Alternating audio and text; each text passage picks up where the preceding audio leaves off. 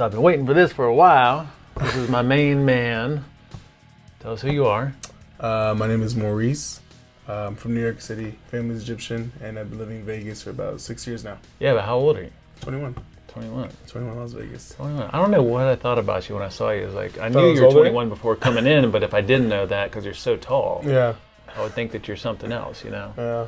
So, we talked about it before. The purpose of this is just to get to know you a little bit, put out some useful info. Hopefully it'll be, I know it will be inspiring for some other people to listen to. I think it's the main goal for me. Yeah. Because I know I'm not the only person who's needed this. Yeah. And you have a good heart. You have a good heart. You want to help people. So what we'll start with is, well, first of all, how'd you find us? What was the reason that you came in here? So I want to say about a year ago. I mean, I've always been big my whole life, but it was just a big dude. Big dude. Mm-hmm. But I feel like with the pandemic, especially, and I'm home all the time and constant snacking, and you're not getting the sunlight you need, not getting the exercise you need, it kind of doubled. It increased. Things got worse. Way worse. I think for a solid year. So from March until I came in to see you around November. Yeah, like October. End of October, November, early November. I had done nothing, no exercise, just eating all the time, kind of using food as like a scapegoat, something to look forward to. And I was getting anxious, and the food wasn't helping it, and I was worried about my health, and the weight wasn't helping that either.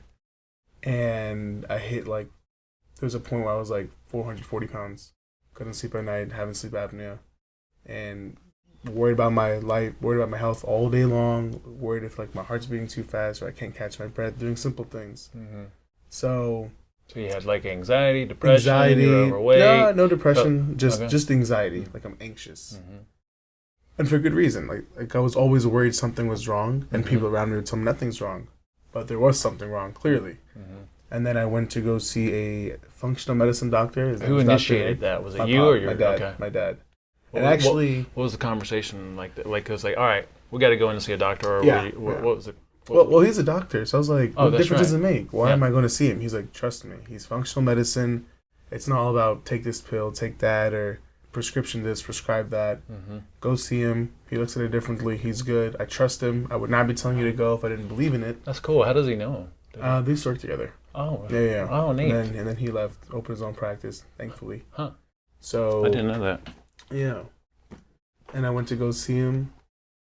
Was a little skeptical at first. I'm like, it's just a doctor. I've been to a doctor before. Mm-hmm. It was a different kind of vibe for sure. Heard things during that meeting that I hadn't heard from another doctor ever. And he referred me to a dietitian and to you. And I remember telling him, this guy does food, she does food, who do I go with? He was like, go with Paul. And I was like, all right.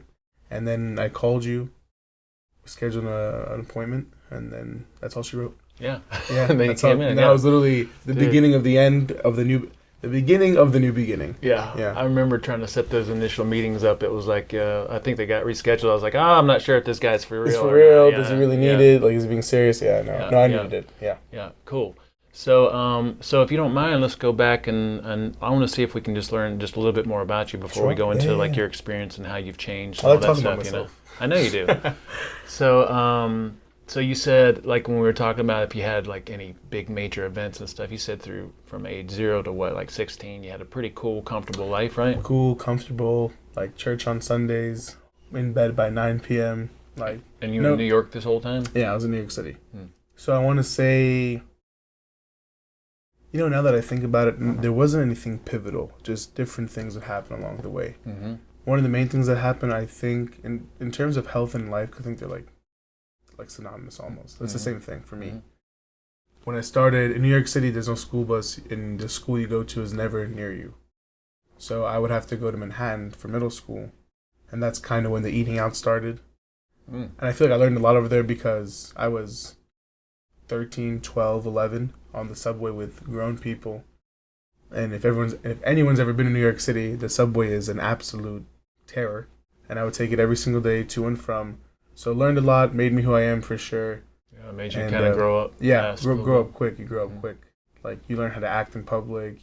Certain things can be done and said. You see other people do insane things. So that started. Then high school started. I only did 2 years of high school in New York City. Then I moved here. I would say it's probably the biggest pivotal moment of my life.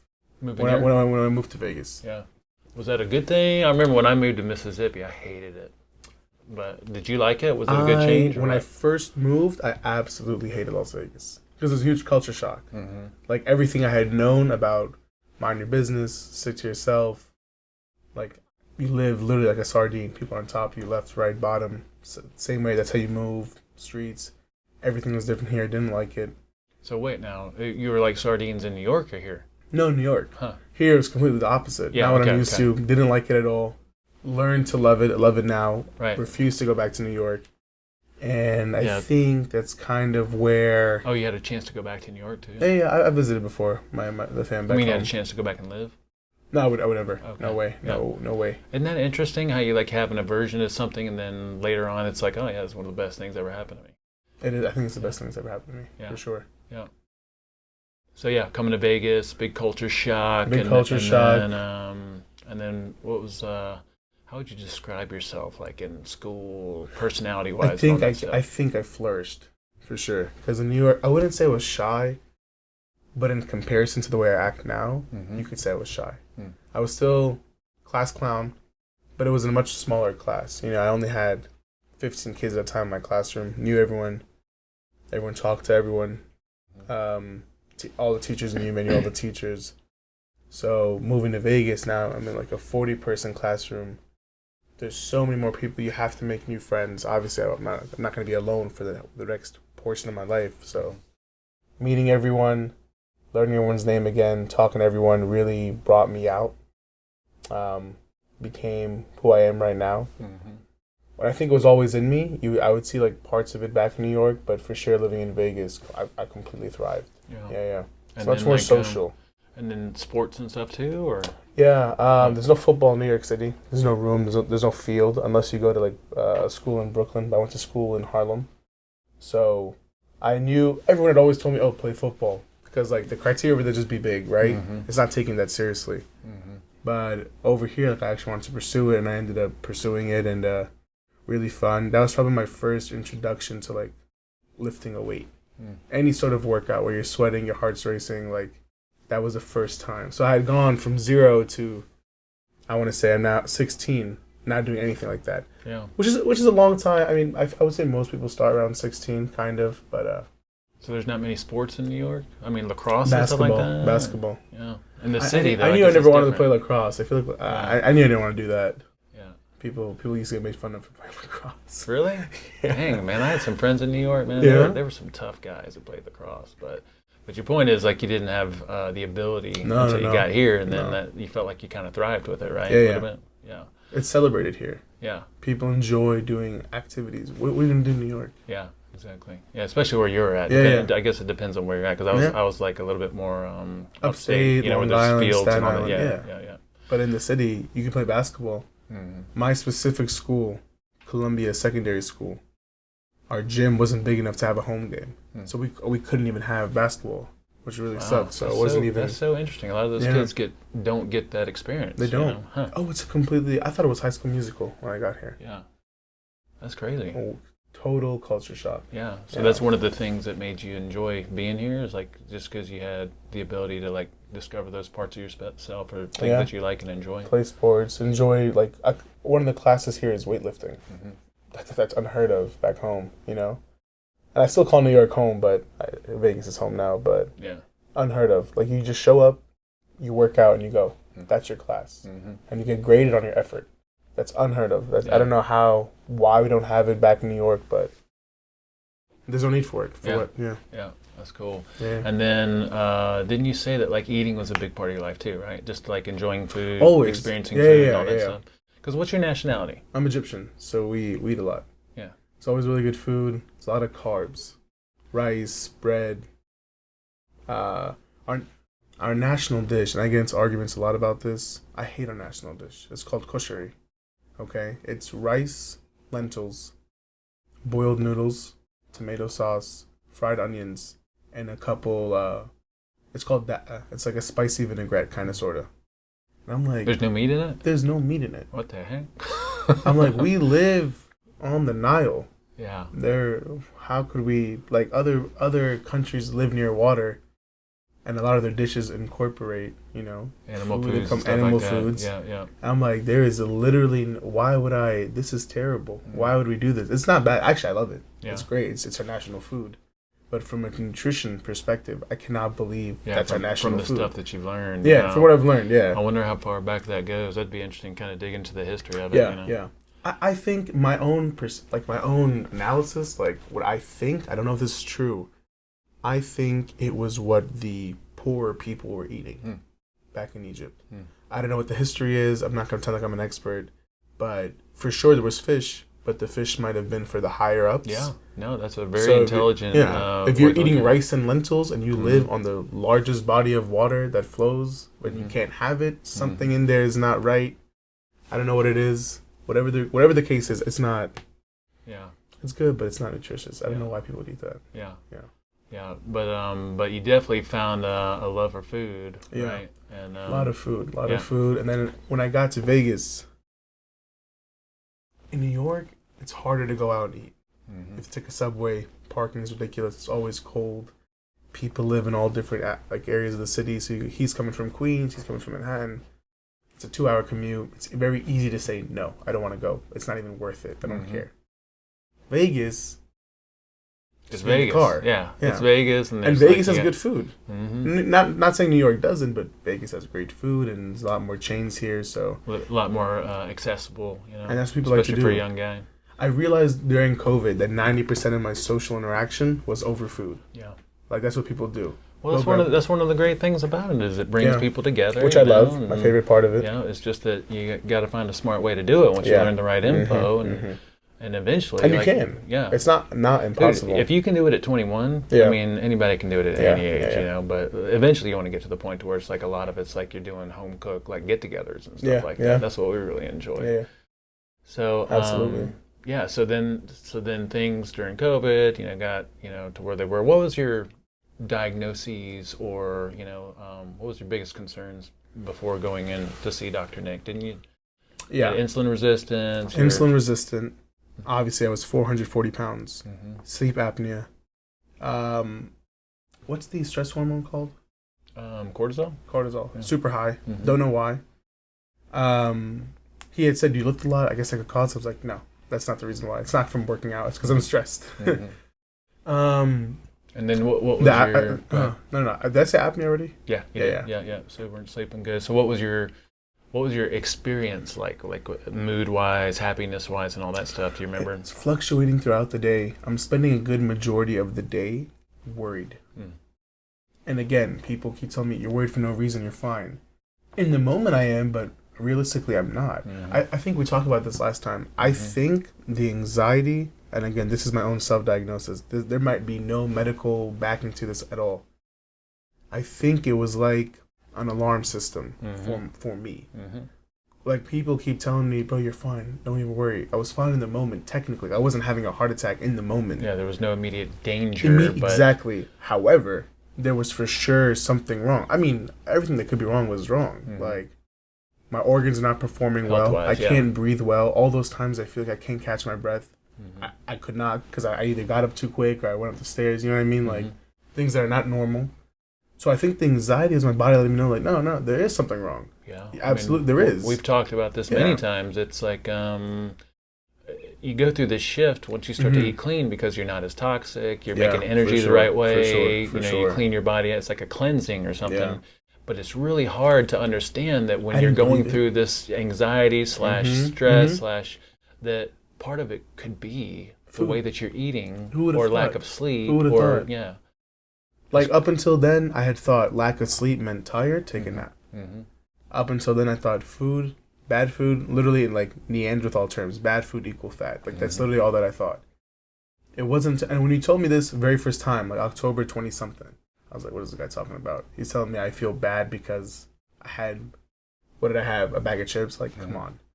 Which is right and wrong. I mean, I didn't feel bad in that moment just because of that. I've had years of it. You know what I mean? You had a lot of build up. Yeah, toxic this, toxic that, and then Dr. Nick had told me, like, you're gonna feel terrible.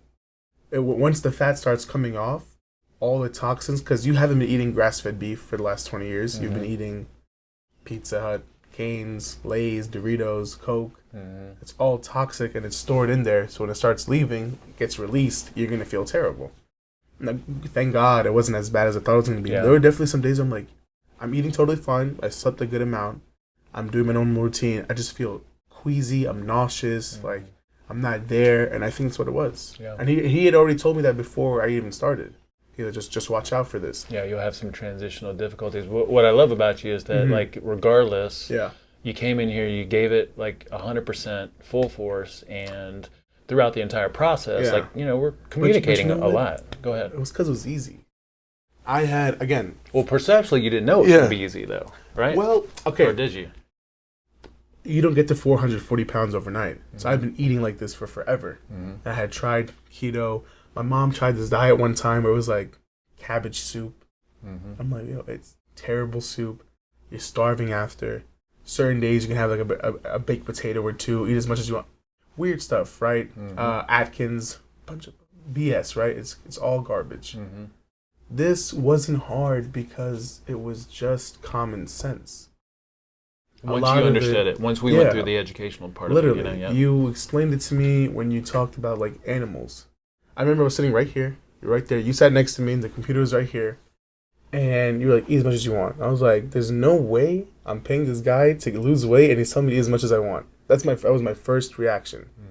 And you were like, look at every animal. They auto-regulate when you eat right.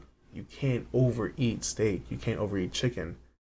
And then I thought about it. I'm like, yo, like I've never seen a fat lion. We talked about this before too. I've never seen a fat predator unless they're being held in captivity by humans. Yeah, and the humans are feeding them. Eating the diet that they're not, supposed to eat. That's not a species-appropriate diet. Yeah, but in the wild, no, they're performing at the highest level, like eyesight, joint movement, like lateral movement, like explosion, all of that. Yeah.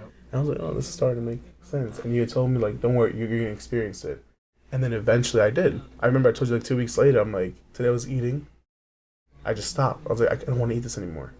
It was very, very weird. You were texting me and like, is it okay for me not to be hungry? And I'm like, and I was like, if you feel good and you're eating at your main meals. But I do want to touch on that whole eating as much as you want. Like what we say is you can eat as much as you want. Of the good typically stuff. of the nutrient dense good stuff. Yes. Because your body gets these signals of this is what I need to do, what I need to do, and now that you're giving me what I need, I'm not going to make you hungry, and you're making energy the right way from your body fat stores. And so again, your body's not sending you signals of, hey, I need you to get me some energy right now. It's like, I got all this energy right here. I can use it already. I already ate it. Pretty much unlimited, you know? Yeah. So, and I'm glad that you had the, at 21, the intelligence to really understand it, and put it into practice. People your age, when I was your age, I was into working out and what I thought was some kind of nutrition thing, but it just went, There's people now ask me, because everyone wants to lose weight. When I first walked in here, the first thing you told me is, you want to be tight, you want to be lean, you want to be fit. Everyone wants that. And I feel now that I've gone along this journey, I think the key is nutrition, by far. Yeah, it's a huge part. The weightlifting is for what you look like. You want a bigger chest, you want more like shredded arms, whatever, more detailed arms, but the key is the nutrition. Yeah, the working out shapes you. The nutrition is what normalizes your body composition. Your fat to muscle ratio, and all that stuff. Yeah, for sure. But you've also taken to the meditation, the sleep that piece thing of right it. There. It might not be in the camera. Which but one? Oh, this is huge. People, I'll send that picture to some people. Yeah. Where they always like, oh man, everyone's stressed. Everyone in college is stressed. I have a couple friends that be like, I can't sleep. And I'm like, believe me, I've been there.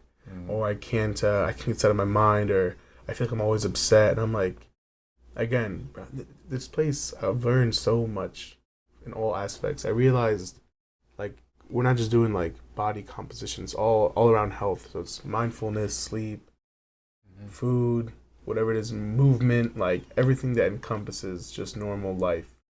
The meditation is a key. Yeah. To be able to like distance yourself from whatever you're feeling, because it's just a thought, just a feeling. They come and go.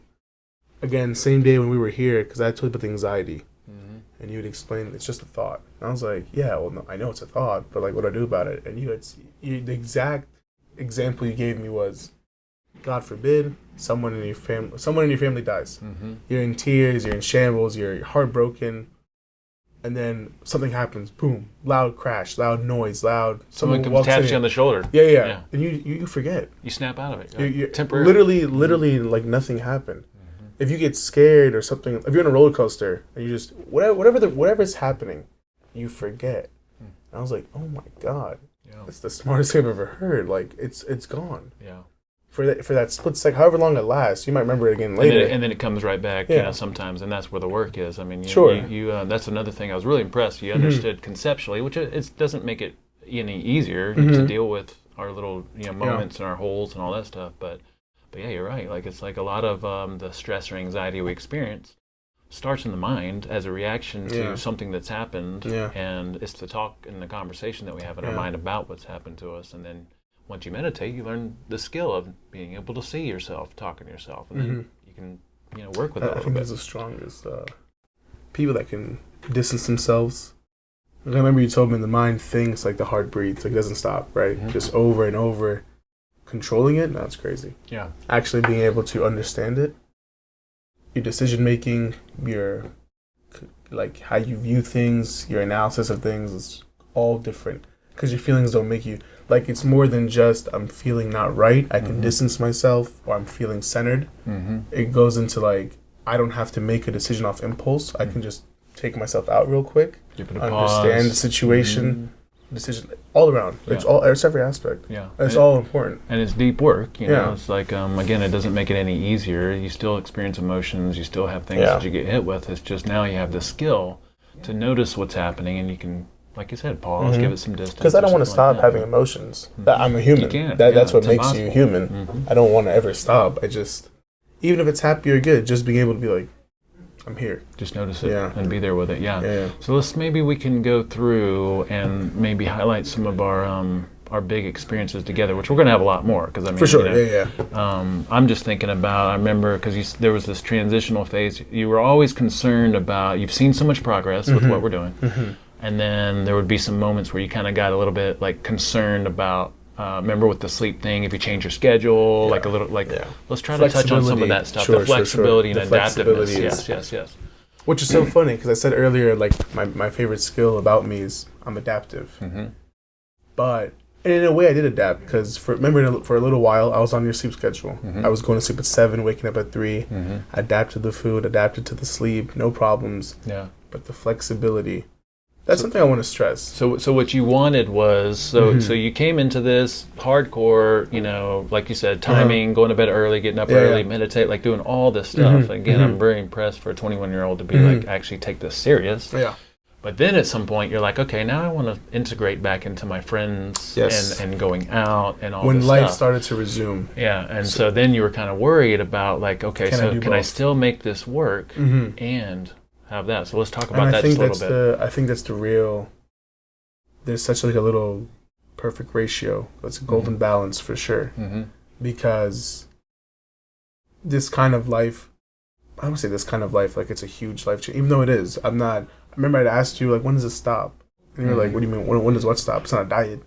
It's not like you have a goal. That's just a way of life. And I was like, oh, he was right. Why would I ever, I have no urge to go back. I'm not missing out on anything. If it makes you feel as good, why would I? Yeah. So before, obviously, 7 p.m., waking up at 3 a.m., it's not optimal for a 21-year-old in Las Vegas. The meditation, there's always time in the day to meditate. I have my own morning routine, doesn't matter.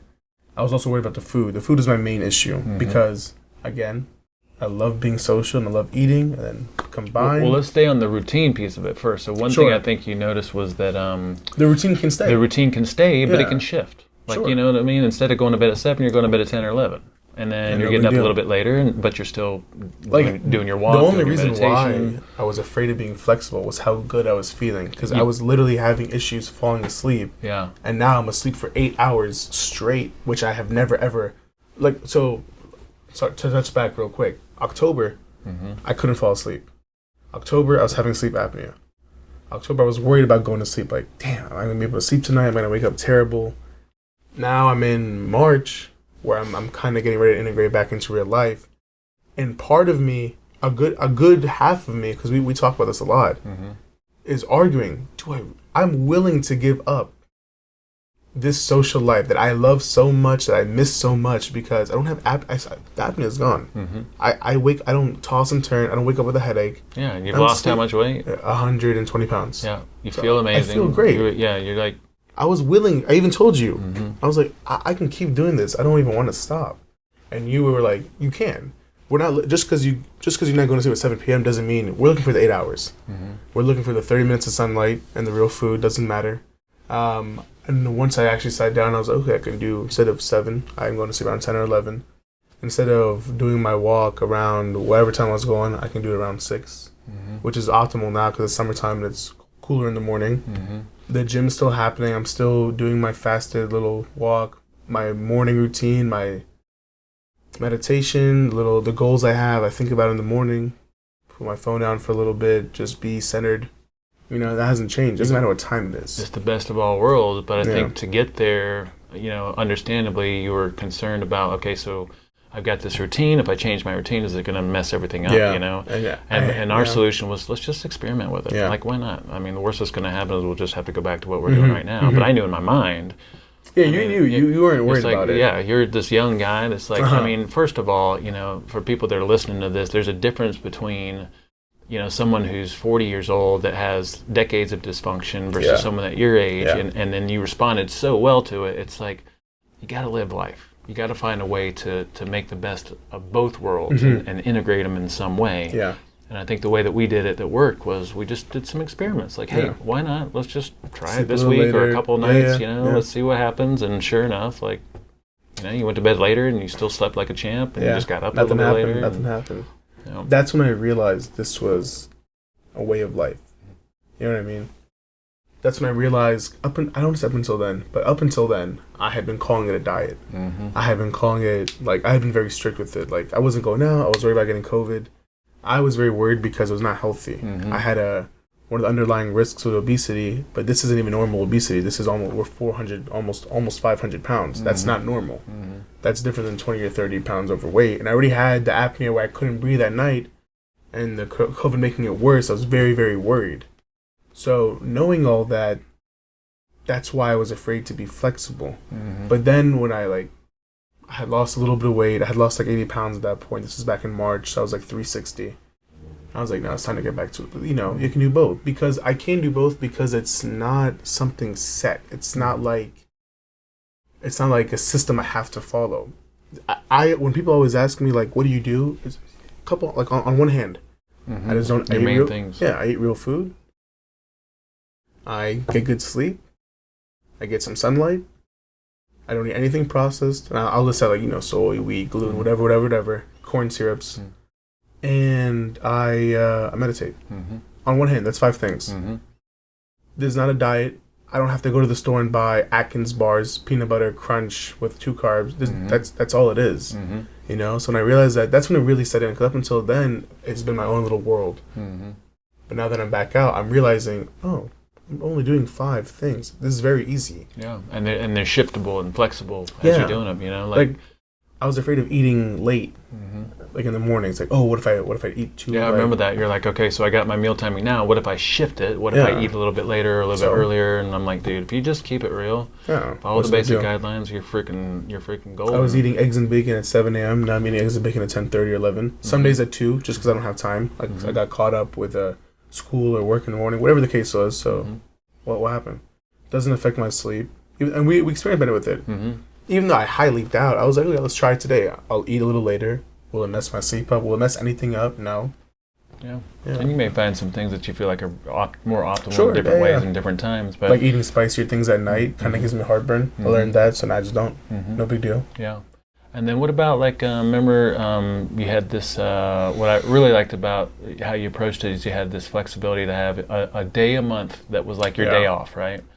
And so tell me about that. So 1 day a month because it's a social eating, social aspect. I'm 21. I say no a lot during the month. Where it's come out to Buffalo Wild Wings watching the game. And I'm like, I know I'm going to go. I can say no. It's not like I'm going to go and just splurge and be ridiculous. You can go and still do. But when I'm there, I'll say no, I'm not going to eat. I already ate. I'm good. Oh, come on, bro. Why not? Like, it's just one day. Everyone's favorite sentence is just one day. Just start tomorrow, right? And I have been saying that for 20 years. I'm like, no, it's not. Like, I'm good. Believe me, I have one day a month. Because although I'm doing all this talking about how great this is and how easy it is, you for sure, there's things you miss out. But missing out's the wrong way of, like, putting it. Because I'm not missing out. Yeah. Like, I just make a decision. I know. Why would I? I can eat chicken wings all I want. I just buy a certain dressing. Or if I'm going to bread it, it's in like almond flour or something. And that's even if. Sometimes you can just get them like with the skin on. Totally fine. I can eat whatever I want. As long like Primal Kitchen, like hot sauce or whatever that one's called, right? Like I can eat. I'm just not going to eat Buffalo Wild Wings chicken wings. Yeah. Because I know this is like it might not even be chicken. You're not missing out. You're missing out on feeling good if you go the opposite direction, you know. You guys can just come to my house. We'll watch the game. I'll make you some wings that are real. Like the skin's on, the fat's there. Like the wings are there, like boneless. Like it's a nugget. I don't know what's in it. Does that look like chicken to you? I don't want to eat that. So I'd say no, but once a month. Because you can only say no for so long, right? And then you're missing out on some things. Like I love sushi. I love sushi. There is nothing real about sushi. Real sushi is probably good for you. It's fatty fish, tuna, white fish, rice and fish, which is not bad. But the rolls and all rolls. First of all, it's imitation crab. It's not real. The sauce is on top. The soy sauce, the fried tempura. I know it's terrible for you, but I love sushi. So once a month. Whatever food I've been craving. I also know the difference between craving and hunger now. I think I'm hungry, I'm not. I'm totally fine. I see something and I like it. Once a month, we all get together. I'll have beer, donuts, sushi, whatever I want, you know. And the funny thing is, like, I always regret it. Like, I'll do just it. Because of the way it makes you feel? It makes me feel terrible. A lot of times, like, it's not worth it. The sushi's worth it. Makes me feel horrible, but I'm like, why did I eat that donut? Like, for what? Well, what did it do for me? Yeah. But, you know, I've been like craving something for 2 weeks, like a chicken sandwich or maybe fries. I get out of my system. I wait. I do it with my friends because that's what they eat, unfortunately. And then it's done. And the next month, and I regret it, and I can't wait to get back on it. How forgiving do you think it is? Like, how quick when you get back on it, how quick do you feel like you're back? You know? Oh, the next day. Yeah. And I think it's because of the fasting. Like, giving my body time to filter it out, I can feel the difference. Like, in that moment, I'll feel my heart being a little heavier. It's a little harder. I'm feeling like, remember I said meat sweats don't come from meat? It's from whatever garbage I just ate. That's right. Because I can eat a steak and I'm fine. But I eat sushi, I'm like, whew, I'm hot. Like I'm hot, my heart's beating a little faster, I feel sluggish, it's in my throat. 3 hours later, I still feel it. Whereas I ate a steak, I can go to the gym an hour. You know what I mean? Like it's gone. So then when you get back on it, it's like it's very forgiving. You mix and I make sure I do. You mix the space and the real food together, and it's just like, you know, I tell most people you're one meal away from being right back on it, or one space away from being right back on it, because like within a day or two, like most people are just like, all right, I'm back to where I have that. was, you know? I have that little thing hanging in my bathroom. Yeah, one decision away. One decision away. So how's it been with like your family, friends that have noticed all these changes? Like, you know, what's the conversation and feedback around what's happened with you? So everyone's surprised. Like when I go to church, when I see some people I haven't seen in a little while. I mean, you got to be blown away for people that haven't seen you in a long time. I remember I told you I had Palm Sunday, and I haven't seen some of these people since the year before. They're like, "Whoa, what did you do?" A lot of people's first thing is, "You worked out a lot?" I'm like, no. I'm like, I went a while without working out. Like in January, it was cold. I was waking up in the morning. I was feeling lazy. Didn't go to the gym. But from January to February, I lost like 45 pounds. You know, it's the food. Asking me, what did you do? What did you do? What is this? What is that? Like, how'd you do that? Like, and I would always tell them those same 5 things. The sleep, real food, nothing processed, meditation, sleep. I'm very, very confident in, this is for sure true, but I know it. I didn't need someone to tell me this. The sleep, I burn so much when I sleep, for sure. So then I tell them, like, I just ate real and I slept well. That's all that happened. There was nothing else to it. And it goes in one ear out the other. For some reason, people think it's like, you have to go to the gym. They need to see, like, working out to equal weight loss. I'm like, no, I promise you it's the food. Yeah. People say it's 80-20. I'm like, no, it's 95-5, maybe. And they'll ask, what's going on? How'd you do that? I'm blown away. How much weight did you lose? Like, you look so different. Your face is smaller. I see pictures of myself now from back then. I'm like, bro, I cannot believe that. why did no one say anything? How could you I remember guys you let that, me? Like, you were just like, surprised nobody just said, hey, man. Why are you inviting me out to eat when I look like this? Like, I have videos of me recording whatever it is. I'm outside, I'm in the house. I hear myself breathing. And I'm like, I'm sitting still and I'm breathing heavy. Like, my lungs are struggling to maintain and I am not moving. And knowing this, I'm like, what's wrong with you guys? No one thought to say, hey, you know, maybe try this, maybe try that. Nothing. But that's okay, because it ended up happening the right way regardless. Yeah, so I'm not worried about that. Saying, you know, the information advice might not have been the best anyway. But the point is, like, they're happy for you and excited. They want to know, and you're trying to tell them, which is. Well, it's not. I don't even think it's that they don't want to. It's just they're coming from where we came from, which is that just misinformation. It's a brainwashing that we're trying to overcome and undo. And then our job, if we're trying to empower other people, is to figure out a way to word things or ask questions in a way to get them to open up their minds to something different. Because what people don't realize is this is everything. And when I say this, it doesn't even have to be SHT. It could be like a real food, something similar, right?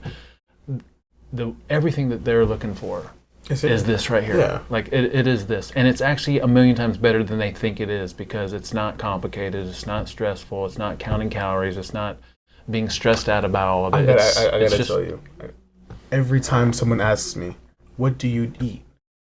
And I say, word for word, I'm like, I eat a shit ton of meat and fat. That's exactly what I do. You eat a lot of fat? I'm like, I had butter this morning with my eggs, I had a whole bag of pork rinds with whatever meal I was eating. I'm like, I eat an insane amount of, insane for them, not for me, because I understand now. It's actually not insane at all. There's way more terrible other fats, other things. I'm having a steak, right? He said, doesn't fat, like, aren't you worried about getting fat? I'm like, I just lost 120 pounds. You're asking for me to get fat? I've been eating like this every single day. I'm telling you, I've never felt better than right now. How is that possible? People are also very confused or a little reluctant with the processed stuff. I'm like, I don't eat any soy, or I don't eat any gluten. I'm like, oh, why? What does it do? And I'm like, well, it's inflammatory. It makes me feel kind of weird. I don't even need to know what the science is. I just know I don't like it, so why would I? You know what I mean? And they go, oh, that's hard. I'm like, no, it's not. It's not hard at all. A lot of people complain about money. Oh, that's expensive. I'm like, no, again, it's not. There's always a million reasons not to do something. Yeah. I'm like, ground beef is $3 like a pound. Go to Walmart. It's just ground beef. Yeah. If you can't afford the grass-fed Wagyu right away, yeah, I get that. But ground beef is like $3 a pound. It's not expensive. Ground beef, eggs. Yeah, it's a perception thing. I mean, is. It's not any, because again, we were there. I was there. Yeah. Doing what I thought was right. And when you have something that flies in the face of what you've been told your entire life, it's like then you have to start questioning your decisions. Maybe they don't want to leave the comfort zone. Yeah, they're okay with this is what I've known, even though it's not working for you. Yeah, I know. Right. So what's the issue? Like, my friend would be like, he asked me, when do you eat your carbs? And I was like, I only eat them at night. He's like, man, no, who's telling you that? Yada yada yada. He's some self-glorified like fitness. I'm like, whatever. Why would you do that? This and that. I'm like, eat them in the morning so you burn them off through the day. I'm like, I asked him, I swear, word for word. I'm like, listen to what you just said. If I eat the carbs during the morning, I'll spend the whole day burning off the carbs I just ate. But if I don't eat carbs during the morning, I'll be burning off the energy I already have on me. So I'm like, what do you... That's a good way to word it. I'm like, don't you want to cut? I grabbed him. I was like, you burn off this. That's the whole point. It's not what I ate this morning. I already have that on me. I have a plethora of that on me. Like, it's all over me. I just burned that. Why would I stop that from happening by eating carbs? I'm like, I still do.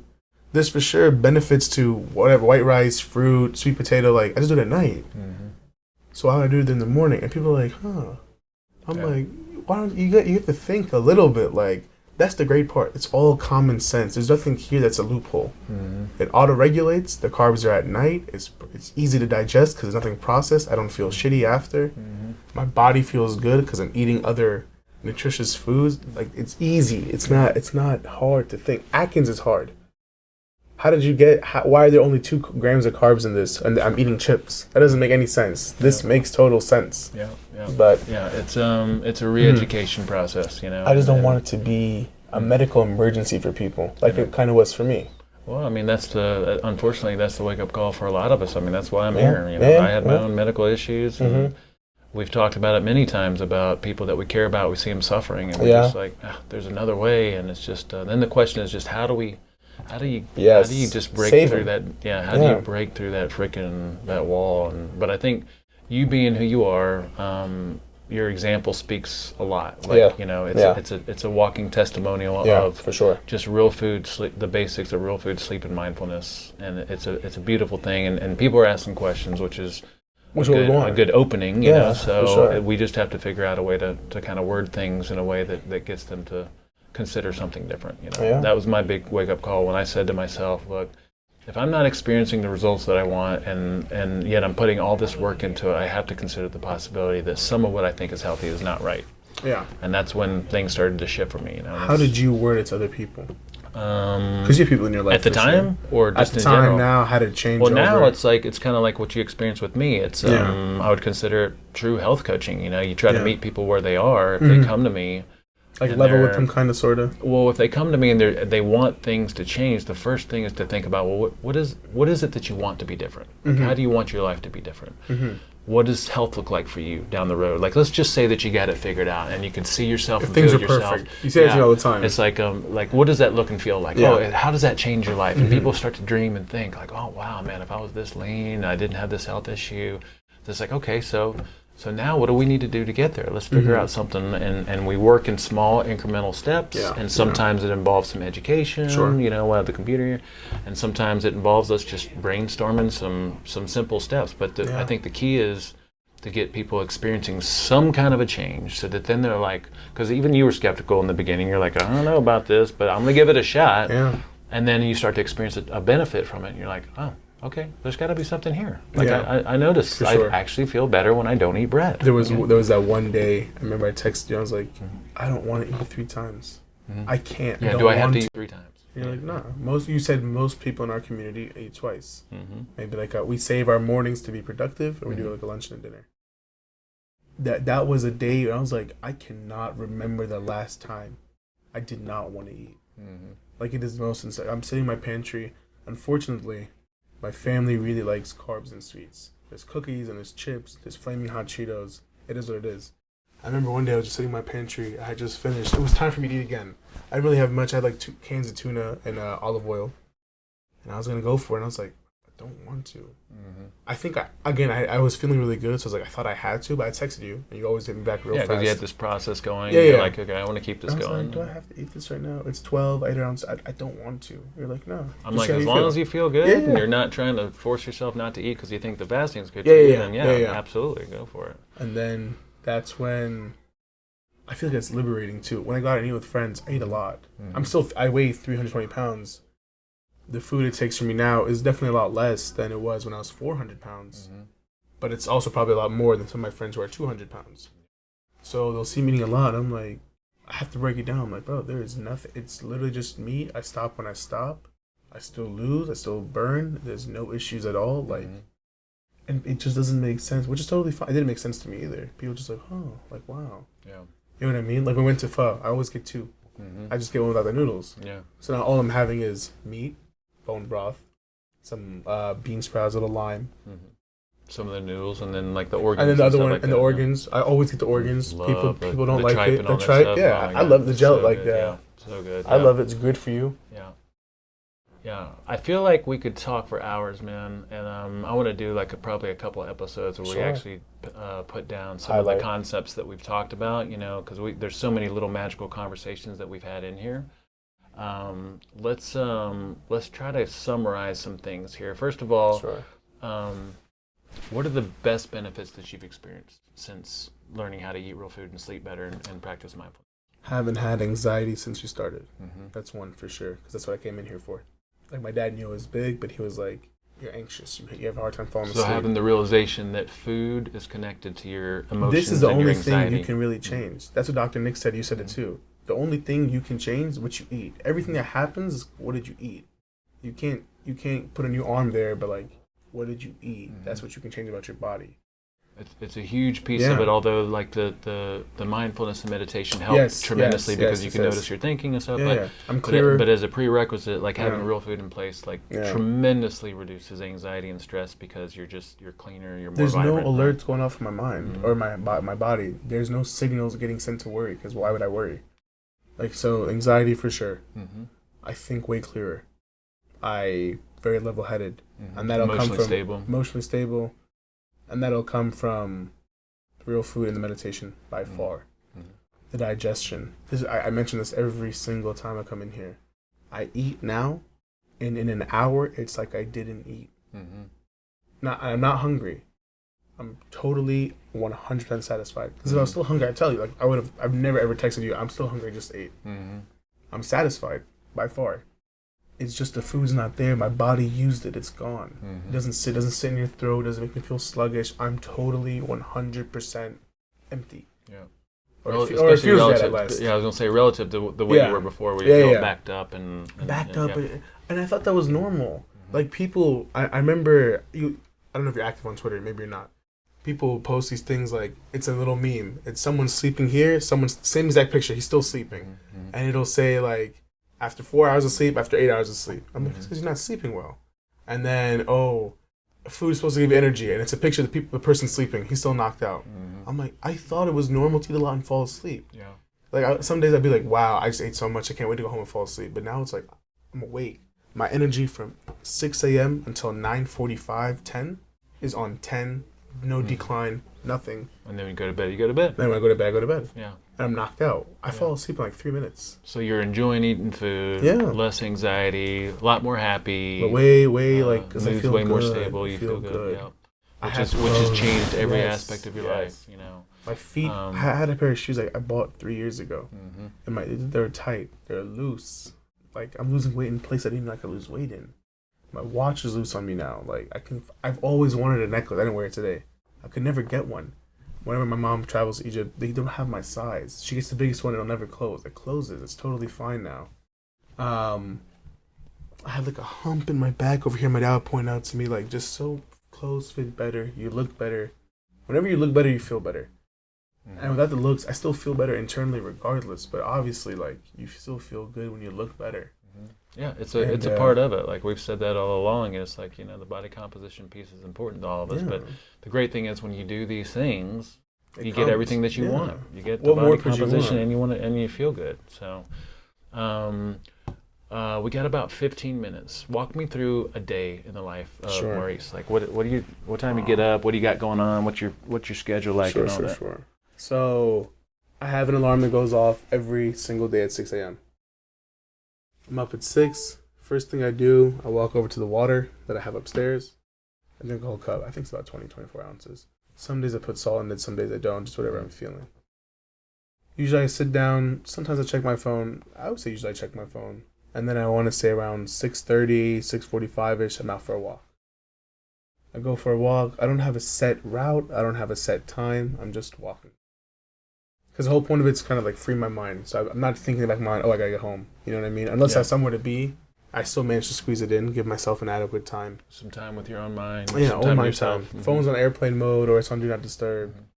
It's just me. I'm walking, whatever thoughts I'm having, thinking, analyzing, recapping. And then I always go to this one bench. I go to different spots, but this one bench by my house I like. The cars go by and I meditate right there. I do the 4 minutes of just listening, the 4 of just feeling, like the wind, the sun, body scan. 4 minutes of breathing, focusing my breathing. Mm-hmm. Get up, walk home, some more water. Then I usually go work out, whether I go to like a trainer or if I go to the gym by my house. Mm-hmm. After the workout, I'll come home, shower. No hunger yet, which is crazy to me. And then around between 10, I would say at 10:30, I allow myself to eat. Like, I'm cool. Some days I'm not even hungry, I don't wait. But usually around 10:30, I'm hungry. Something comes up, I have to go run an errand, I have to go meet someone, I have to do something for school, or I have like whatever the case is. I can postpone it. I can eat later. It's not a big deal for me. And then whatever activities I have during the day, I just know between 10 and 2, I try to be outside for at least 30 minutes. not all at once, like 10 here, 15 here, whatever it is, just for the sunlight. I can see it in your color. Yeah, for real. I was pale. Yeah, you remember? Yeah. And then whatever. I bring that canteen with me everywhere, 40 ounces, and I fill it up, put some salt on the bottom, whatever. So I'm always drinking water, feel good. Around between 5 and 7, it's my next time to eat. Then whatever that case is, sometimes look up a recipe. If I'm outside, I always call ahead. Just to say, do you guys use canola oil in this? Like, is it just meat? To go to a restaurant or something like that? Sure, right. You've learned how to ask some good questions. The important questions. Yeah. I think the most important question is it butter? And then I go, is it really butter? Yeah, I know, right? No. The secondary. It's the funniest, like that smoke screen, like, objection. They bring out the whipped butter, and it's like whipped margarine. Is it really butter? Oh, actually, no, it's not. Then why'd you tell me it was butter? Yeah. Like, what's the big deal? I think I do some sort of like more activity right there. I like playing basketball a lot. So either I'm watching a game or playing, or I'm back at the gym, like running a full court game, or maybe we're doing whatever it is, going for a walk, like going to the park. Now it's really hot, but even when the sun sets, it gets better. And then I would say no matter what I'm doing, I'll allow myself to be out late once in a while. Like, if I've already been here for 3 hours, there's no need for me to be here until 1 a.m. It does nothing for me. Right. Like, I'm not missing out on anything. You saw me. I saw you. Had a great time. Around 9:20, 9:30, I'll pack it up. Usually I'm in Henderson, so it's a 30-minute drive back home. And then I get home. I need to drink some more water. Not a whole 40 ounces, but like I'll have a glass of water. And I set the AC a little lower. I lay down, rethink the day, what I have to do tomorrow. Get up, go to bed, and I'm out. And for the food in the morning, it's usually like some sort of protein: bacon, eggs, cheese, avocado. I don't count how many strips. Now that I've been doing it for a long time, I know it's usually like 5 strips of bacon, 3 eggs. Some days I'll have salami. Some days I'll have pork rinds. If it's there, it's cool. If it's not, whatever. For dinner, same thing. It'll be a steak, some sort of green, like a green mix, like kale, spinach, whatever. Maybe a banana, some peanut butter. Yeah, let's not leave out the veggies, because you do a little bit of veggies, and you do a little bit of carbs. But nothing banana, too crazy. Peanut butter. If there's sweet potato at home, I'll eat it. I'll have half of one, a little white rice, no big deal. A lot of people go, oh my God, you can eat rice, you can eat potatoes. I'm like, bro, yes, I've been telling you guys this for forever. I can eat whatever I want, as long as it's real and I moderate it. So I'm not going to have 2 cups of rice. I'll have a little white rice, I'll have a little sweet potato. I'll have a little banana. Like, the one thing I definitely don't do, I know I was told like maybe like half a cup. I never do that. I have an apple. I'll have a banana. Estimated. You just just make sure it's a smaller amount compared to everything else that you're doing. Yeah. And that's kind of the common sense way to look at it, really. And then, and that's about it, yeah. So, sometimes I have tea. Yeah. Bone stock, too. You've been doing bone stock every day I'll do bone stock with a scoop of collagen in it. Yeah. So, what are your plans for the future? Go this way and see what happens. Yeah. Like, plans or goals? Both. I mean, what are you doing to keep yourself on track and moving forward? What you got? Anything exciting coming up? So I've been filming a little video just about this because people are very intrigued. Yeah, you need to document this. Yeah, I'm hoping once this video comes out, it's not a movie, but I'll do a couple series of videos like, what do I do? How do I do it? People are intrigued. They'll ask questions. They'll learn the way. They'll be guided. That's the main goal. I don't really care about anything else. Because I know I'm not the only person in the world that was overweight and was having anxiety, especially after a pandemic. I know that. So I'm hoping people realize it. Plans, keep filming, keep trying to reach as many people as I can just to help. I don't want anything. You know what I mean? I just don't, I've been there. I've been there times 10. Like, you want to lose 50 pounds. I already lost 120 and I still have to lose more. Also, one thing, I don't care about how much I weigh. I realize that. It's a good way to like measure it, but I'm really concerned with composition, body fat percentage. Like, if I'm 280, but I'm 10 to 15% body fat, that's wonderful. But 280 at like 30 is different. You know what I mean? And also just moving in a good direction. I mean, as long as you're being able-bodied, as long as you're noticing that you're changing in a good direction and you're getting more capable and more functional, then that's what we're looking for. And the goal is just maintain, keep going, don't change. I don't say reason. There's nothing I'm like, I wish it was over already. No. Yeah, I mean, you've proved a lot. I mean, if we recapped, our experience together, first of all, again, I'm just really impressed that someone your age, this is your doing. I promise you. Understands this kind of stuff and really puts it into practice. Because a lot of people, I'm just saying, a lot of people your age, just it's not a priority, right? But also you've proved that it's not about all or nothing, one or the other. You are flexible and adaptive, and you can make real food and sleep and mindfulness work in a modern lifestyle with friends, young friends, and going out and doing things. You just need to have some certain basic principles or guidelines in place. There's always, I don't want to say alternative, there's always a way. Like, people go, I work too late. That's totally fine. You just want those 8 hours. What are you going to do? If you work late, if you're up until 1 a.m., I know you're not back at work until at 8 a.m. the next day. Unless you have like a crazy schedule. You can sleep from 1 to 9. Get those 8 hours. That's just your schedule. That's your body clock. When it comes to food, there's always an alternative. Like, if there's a food you just can't get enough of, like chicken wings. You can make chicken wings. They sell them. Make it the right way. Just use a certain... Use the right ingredients. That's it. I tell people, I'm like, I eat steak and lobster weekly. I eat crab. I eat butter and eggs. Like, I'm not missing on anything. It's almost as if you can say whatever it is that you think you have to give up, you probably don't. No. You just have to change it. Yeah. That's it. You just have to change it. I haven't given up anything. And you just have to make some simple things a priority, and then you can still live your life, still enjoy your life, still have fun. It's all good. Those same 5 things. You take 12 minutes. I do. You may be a little more, around 20. I meditate. 20 minutes out of the 16 hours I'm awake. In the morning before anyone else is awake anyway. Meditate, real food, sleep, sun. What was the other one? Maybe like walking or like movement. There was one other one. Yeah, exercise, fitness, something like that. Yeah. Like it's on one hand. That's it. Yeah. And the rest of the time you're living life and enjoying life. Living it and feeling it like wonderful. Yeah. I don't have to eat 6 times a day, this or that. No, it's all good. Yeah.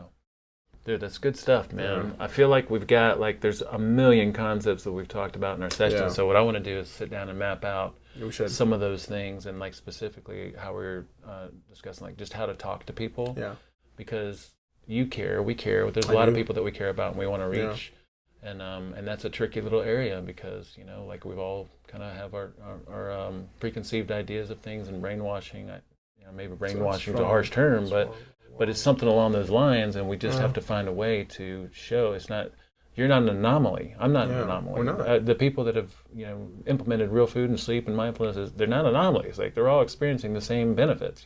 So we just have to find a way to get out there. But I just want to say thank you for putting this stuff into practice and being the example that you are. No, thank you. No, I didn't do anything. Hey, what do you mean? You put the work into practice. No, I did. I ate steak and lobster and spinach is all I did. Yeah. I had a wonderful time doing it. I didn't give anything up. Yeah.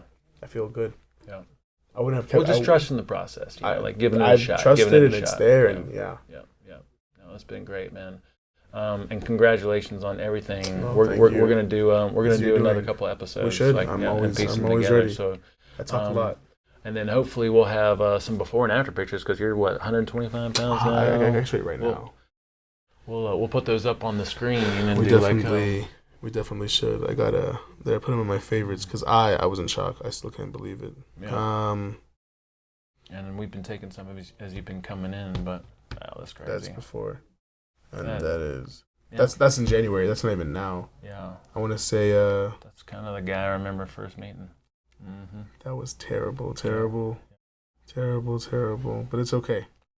If I had to wait this long for it to work and for it to make sense, then so be it. Well, you're because of this, your journey is going to make you a very wise, strong man. You know what I mean? Yeah. You're because of this journey, you're going to be better for life. Absolutely. You're going to be better for life because of it. Got a head start. Yeah. Absolutely. Yeah, absolutely. All right, man. Thank you for coming on, and we will talk to you soon, brother. Sure. Absolutely. Thank you, guys.